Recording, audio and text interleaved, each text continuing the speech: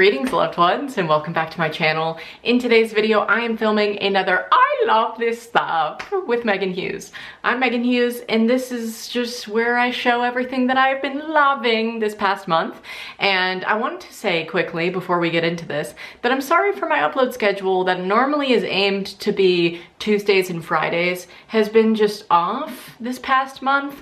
I feel like I haven't been as consistent as I was in past months, and I just, I've been traveling, I've been going and camping places, and then I'll come back and try to regroup and recoup, and I just need to get my pre-filming game on point beforehand so that I don't have to like delay my upload schedule. So I just wanted to say I'm going to try to be better about that in August, and yeah, so this is going up on the last day of the month as I love this stuff videos normally do. But anyways, I'm going to get right into this video and start with the bathroom goodies.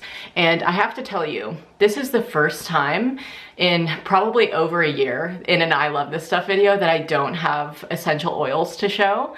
I just haven't been using any new ones as of recent. I honestly haven't been diffusing as much as I normally do. So I'm starting off with something that's not an essential oil, which is a huge change for this series. But this is a little lip scrub and I actually had it like sent to me to my P.O. box, and I don't remember who sent it to me, but whoever sent me this, thank you, because it's fire. It's peppermint flavored, but inside of it is organic sugar, candelilla wax, soy wax, coconut oil, olive oil, shea butter, lip safe color, and flavoring. And I don't know, it's just so good. It makes my lips so freaking soft. I used to use the Lush lip scrubs, but I find that they dry out so fast compared to this one. I don't know if it's because it has a lot of oils and shea butters and all that stuff in it to make it not like crack and harden so quickly, but anyways, really like this one. I don't know the brand. I feel like somebody handmade it and sent it to me or something like that, but this is just wonderful. Love it.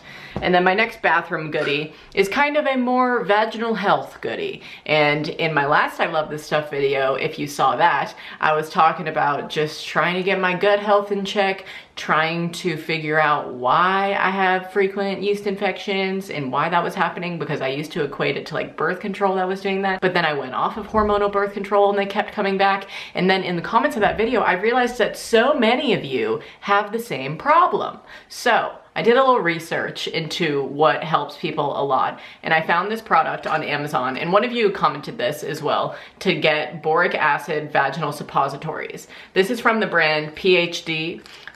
Normally I don't buy things packaged in plastic when it comes to new supplements and stuff like that. I normally opt for a glass option if there is one, but this was the highest rated product on Amazon. And I also limit my Amazon shopping. I feel like I'm making a bunch of disclaimers just to say that I needed to get this off of Amazon because I could not find it at any place nearest to me. So yeah, that's why I got it off of there. But these helped me a lot with my yeast infection that I got when I came back from camping. But this cleared up the symptoms within like 3 days. You definitely need to wear a either a panty liner or Thinx underwear. You just have to do that with any kind of vaginal suppository that you're shooting up there because like they, secrete, if you will. That's a gross word. But basically, if you get a lot of yeast infections and you want it to stop, get these, all right? They helped me a lot with the initial just like itch and annoyingness of it all. But also what helped me, aside from just shoving one of these up there, is my new diet. And I don't know if I'm going to like stick to this for forever, but I'm definitely going to be more mindful about what I'm putting in my body. I normally am, but I was just, eating a lot of starch, eating a lot of sugar, and just realizing like, yo, I need to calm that down because when you have candida overgrowth, it thrives off of sugar. It thrives off of starch and alcohol and all of these things. So for the past almost 30 days, I'm almost there, I've been doing no alcohol, a little sugar, not as much. I'm not making any baked goods, not doing any of that. Also limiting like my potatoes, but getting in those good starches like butternut squash and sweet potatoes, and then just focusing more on like gut healthy vegetables. And so I've been eating just a shit ton of those and trying to go for more quinoa and grain-free options when it comes to rice and all of those types of things, limiting my pasta, the whole 9 yards. Hello, I'm editing this, but I wanted to say, giving dietary suggestions to people, I'm always hesitant about because I'm like, I'm not a licensed physician, but this helped me personally. And I was doing my research on frequent yeast infections, and this was like the number one thing was like focusing on an elimination diet just to kind of reset your bod, reset your hormones, you know, get everything back in check. So that's why I like doing it. Also, a positive is that I totally, like, I'm on my period right now, and I have basically a symptomless period, minus some hormonal acne that happens most times for me. So that was also a plus of this diet is it just helped me get my body back in check, you know? So yeah. I'm happy with the diet, but it definitely does impede on my life choices. Like, I want to go out and be able to drink a beer or a cider with Finley every now and again. I love a good brewery. You know, I was upset. I was like, damn it, well, this is just a challenge for me. 30 days, we'll see how it goes, and then I'll start slowly reintroducing these foods into my body again. So I was limiting my fruit as well, but then my plum tree in our yard started fruiting, and this is the year where it's like going fucking crazy. A lot of the times with fruiting trees, these are my little baby plums. They're so small, dude. I love them. They're like the size of cherries, have a little pit in there, and I've just been eating them up. I need to get like bowls and bowls of them and make plum recipes and like plum tarts, plum jams, plum honeys. I don't know what you want me to make, but comment it down below because I need to start making stuff with them. We have so many. These were literally just the ones today that I picked up off of the ground that got so ripe that they fell off of the tree, but there's still so many on the tree. But anyways, what I was saying is a lot of times with fruiting trees is like they have a really, really high fruiting year, and then it'll be like a little bit less the next year. And then it'll be like a lot of fruit again, and then a little bit less. So they kind of take years off, and I feel like last year I got a small amount, and then this year they're just going fucking crazy. So I'm giving everybody around me plums. I'm telling all my neighbors to come over and feel free to pick from my plum tree because it is just going hard. So is our garden, honestly. It's going really hard right now too. Got a lot of kale, got a lot of potatoes, just all those things coming in. And then also, speaking of food, I made a vegan spinach and artichoke dip the other day from Minimalist Baker is where the recipe is from. And I ate it all, so I don't have it here to like show you, but I'll put a photo on the screen of what I put on my Instagram story when I made it. And I wanted to say, I hadn't done this yet, but I had heard my mom talk about it, and other like zero waste people that I follow had said that they just go into a Mexican restaurant and they're like, hey, how much to buy like a bag of chips from you guys? Can you fill up this tote bag with chips? How much would that be? And so I just went to a local Mexican restaurant and I went in there, I asked them, I said,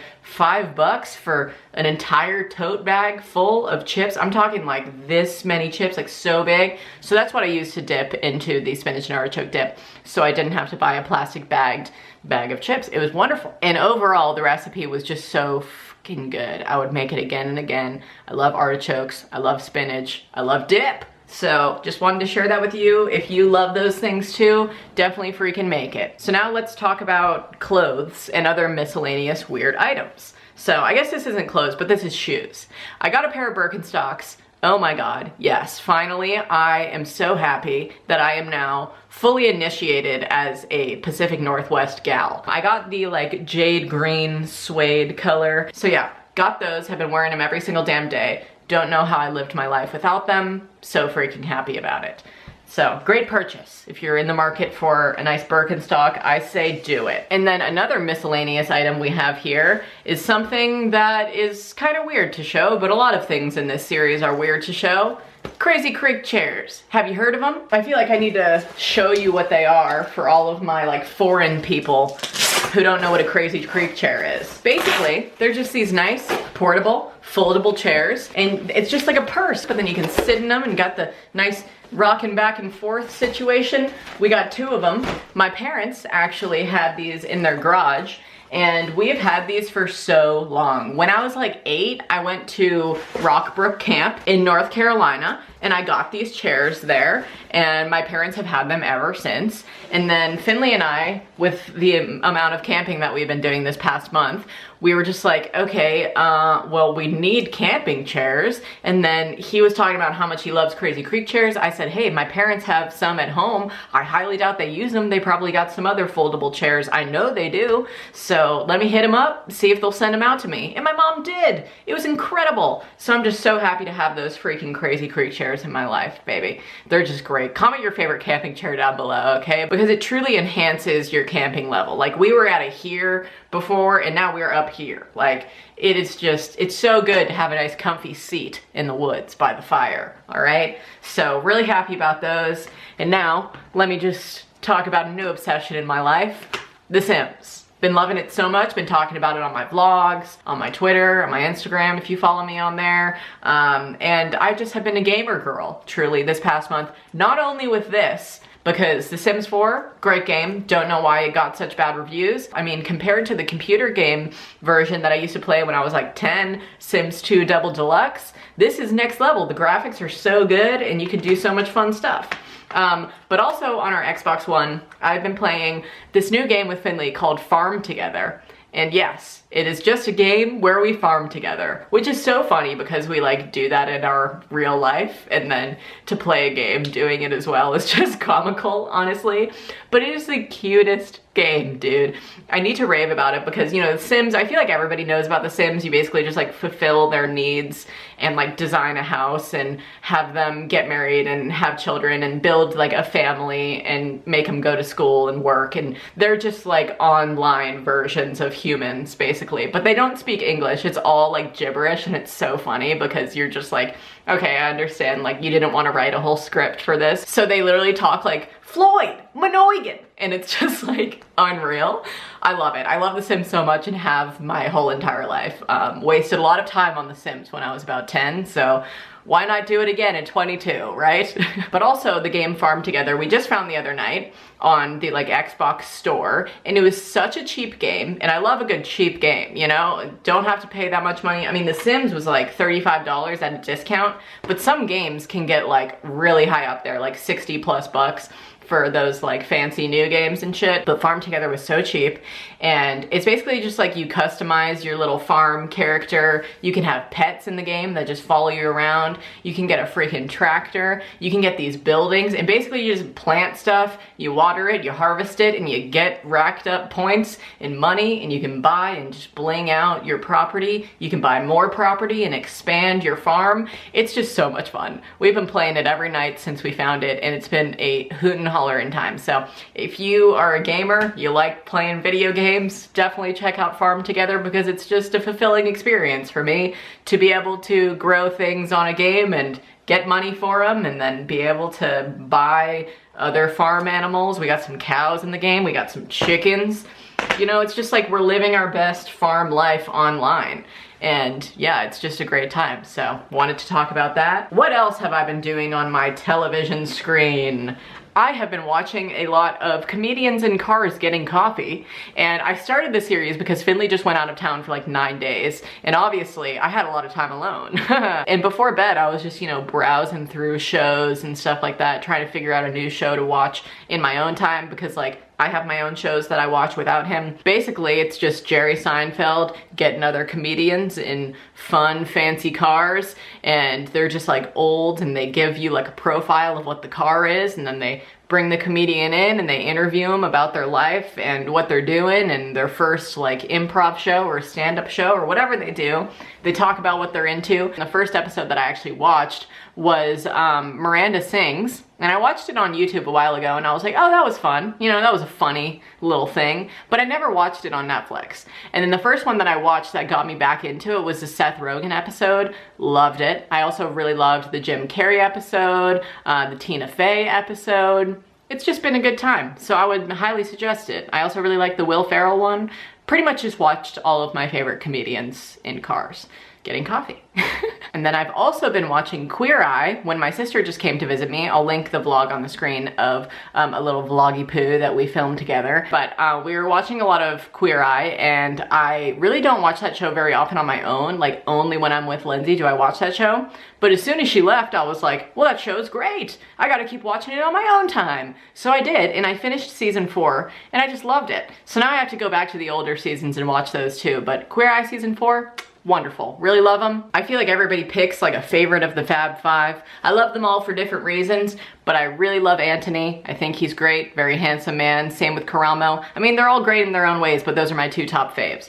So if we're rating the Fab Five, then those are, yeah, that's up there for me. And then what the hell else? I guess we should get into what I've been reading. I'm reading one YA book right now that I'm not fully finished through, so I'll just talk about what I just read that I don't have handheld to show you, so I'm just gonna put it here on the screen. But it's called, it's like Mastery, the Art of Something Something by George Leonard. And my friend Shay, who was just staying with us for a little bit, lent me the book, and it was just wonderful. Finley and I both read it, and it's basically just like about the path of mastery and the path of practice, because that's truly what mastery is. And I was talking about this also in a recent vlog when I was reading the book, but just the fact that we think that everything is so easy in like this kind of convenience culture, like we look at people and we're like, oh, that must be so easy that they're so good at guitar. But like it all goes back to practice, just putting in the time, putting in the effort, you know? And I oftentimes find myself like getting so frustrated with either, you know, like gardening, for example. Like if something's not growing as fast as I want it to, or I'm just being so hard on myself, I just realize like after reading the book, I'm just on a plateau. I'm just right here in the middle. I'm not like, oh my God, best gardener ever, but I'm not like so down here, like not knowing shit about what to do, you know? I'm just on the plateau trying to figure stuff out. So I love that idea of just like being on the plateau and not falling off and being like, you know what, fuck gardening then I can't do anything, right? And just getting really negative. Like you just stay on the plateau and eventually you'll go back up, and then you'll hit another plateau and then you'll go back up. It's just like the art of practice. So I've really been loving that book. I thought it was great. It really breaks down like how to go about anything that you want to put yourself into, whether it's hobbies or your work or, you know, working out or whatever you want to do in this life. Just practice, practice, practice, baby. It is fucking great. So loved that book. If you're looking for a nice like self-helpy kind of motivational read, I really liked it. It wasn't like annoyingly self-helpy though, you know how some books can be like that. So that's what I read this past month. I thought it was wonderful. And then as for music that I've been listening to, oh boy, has there been a lot of it. I finally got on the Casey Musgraves train, I'm happy to announce. Yes, thank you for welcoming me to your club. I feel very, you know, exclusive. I feel like I have finally understood the hype, and I've been listening to her pretty much every time I get in the car. She's just wonderful. My favorite song is probably Oh What a World, and then Butterflies, and then Slow Burn, and I mean I could just go on, dare I say, but just listen to Golden Hour. I mean it's a wonderful album, and I finally understand. I've also been listening to Blood Orange's new album, Angel's Pulse. My favorite song off of it, hands down, is Dark and Handsome. It's so great, but just overall in general, anything that Blood Orange / Dev Hynes puts out, just love him. He's great.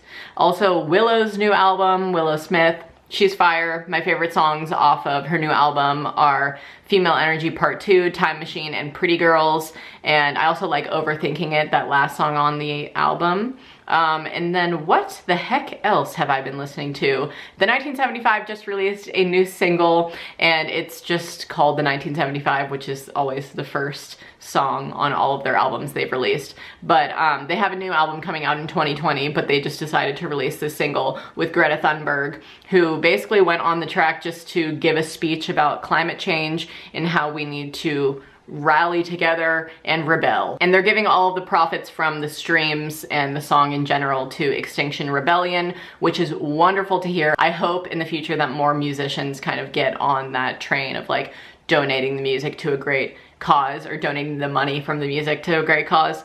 But yeah, and then finally, the most recent album that has just come out, that's probably been in the public eye most, is The Big Day from Chance the Rapper. I've seen so much marketing around this album, and it's a very long album, like 22 songs. And when I saw that, I was like, okay, 22 songs, not every single one of them is gonna be my cup of tea. So Chance is an interesting artist for me because I absolutely loved acid rap in 2013. I found him when he opened up for Mac Miller on his Space Migration tour, and I've just known Chance since then and loved pretty much everything that he's done. But within the past few years, like around Coloring Book, when he released that, I was like, okay, this is still great, but it's not really, like his past singles he released leading up to this album, I was like, I don't don't know where his music is gonna go, you know? I understand that like rappers change. Every musician changes. They change their tone and they change the way that they produce things and the whole 9 yards.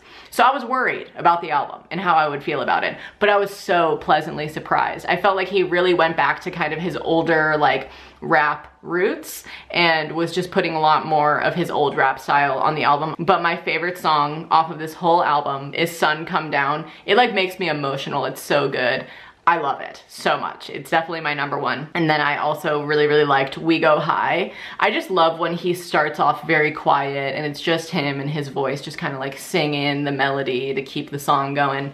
I'm talking way too much about music. This is why I have a music podcast and advice podcast, but I play a shit ton of music on there because I could just, I could go on. So if you want to go and listen to Souls at Sundown, it's on pretty much every streaming platform besides Tidal. Probably should get on that. Anyways, I guess that's the end of this video. Thank you so much for watching me talk about all the things that I've been loving. I really have just been having a great past month and really have been just living my best summer life, you know, and I hope you're doing the same damn thing. And I will just see you in my next video, okay? If you enjoyed this one, please give it a big thumbs up. Subscribe to my channel if you're not already. Ring the notifications bell if you would like to be notified when I upload. And until that next upload, stay smiling. Also, I'm going on a road trip this coming Saturday, so I'm gonna be like pre-filming to put up videos while I am on the road trip, so you won't be without me for too long. But I will also be vlogging that experience. I'm going down to San Francisco with Finley for Outside Lands to meet my sister there and her friend Devin, and it's just gonna be a great time, so I'm freaking stoked. Over and out. Love you. Oops. I used to use all of those like Lush, Howdy, how you freaking decal? What's that? Don't clink my glasses, baby. I thought you were gonna smidge me, but you clinked me. I clinked you. So I was just interrupting you because... To say that the mower's not working. Ask any old bar stool in this town. That's my newfound party crowd. Yeah, white horse. See y'all, fellas. Okay, have Alright, fun. baby, sorry I interrupted you. That's okay. You just wanted to let me know. I was just trying to let you know, because sometimes if I drive away, you really don't like it if I don't tell you where I'm going. Yeah.